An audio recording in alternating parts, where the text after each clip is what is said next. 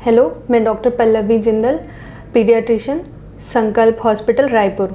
आज हम बात करेंगे न्यूबॉर्न्स के बारे में। न्यूबॉर्न्स मतलब नवजात शिशु, तुरंत पैदा हुए बच्चे। सारे पेरेंट्स को बहुत कन्फ्यूजन होता है कि अपने छोटे बच्चे में क्या नॉर्मल है, क्या अब नॉर्मल है। तो पहले अपन नॉर्मल की बात करते हैं, फिर अब नॉर्मल की बात करेंगे।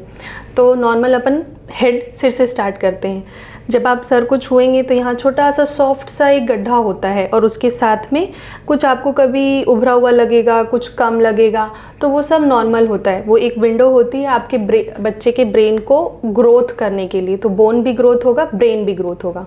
उसके बाद आइज़ एक तो छोटे बच्चों को बहुत कम दिखता है, मतलब आपके आइज़ से एल्बो तक का डिस्टेंस बस उतना ही बच्चे देख पाते हैं।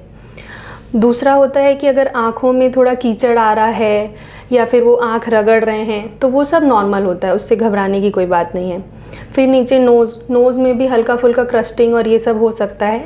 तो आप हल्का सा कॉटन को पानी में गीला करिए या नॉर्मल सलाइन के ड्रॉप्स आते हैं उसमें गीला करके सिर्फ नोज़ को क्लीन करना है। दूसरा, बच्चे हिचकी लेते हैं, वो सब चीज़ें नॉर्मल होती हैं, वो उनका सूदिंग मैकेनिज़्म होता है। अब कई बच्चे हैंड माउथ में लेके जाते हैं, हिचकी लेते हैं, ये सब नॉर्मल है, सूदिंग मैकेनिज़्म होता है। फिर नीचे आते हैं तो ब्रीदिंग। बच्चे जब सांस लेते हैं तो एक बार बहुत तेज़ लेंगे, फिर एक बार बहुत धीरे लेंगे। इसको पीरियोडिक ब्रीदिंग बोलते हैं। ये नॉर्मल होता है, धीरे धीरे वो अपन के जैसे नॉर्मल ब्रीदिंग लेने लगते हैं।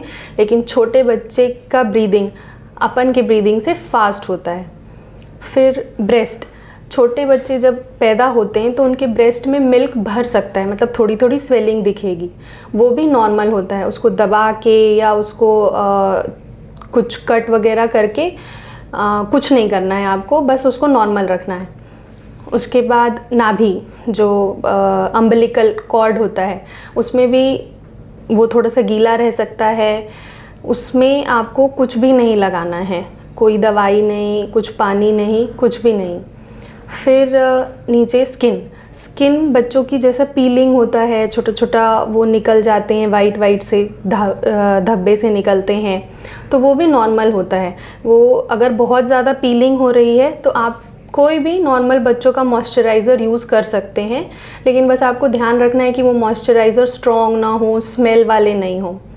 फिर आते हैं अपन नेल्स पे। जब बच्चों के नेल्स होते हैं वो अपन को खुद को ही फेस पे या कहीं कहीं पर कट लग जाता है, तो वो कट के दाग नहीं पड़ेंगे, वो पूरा अच्छे से हील होता है।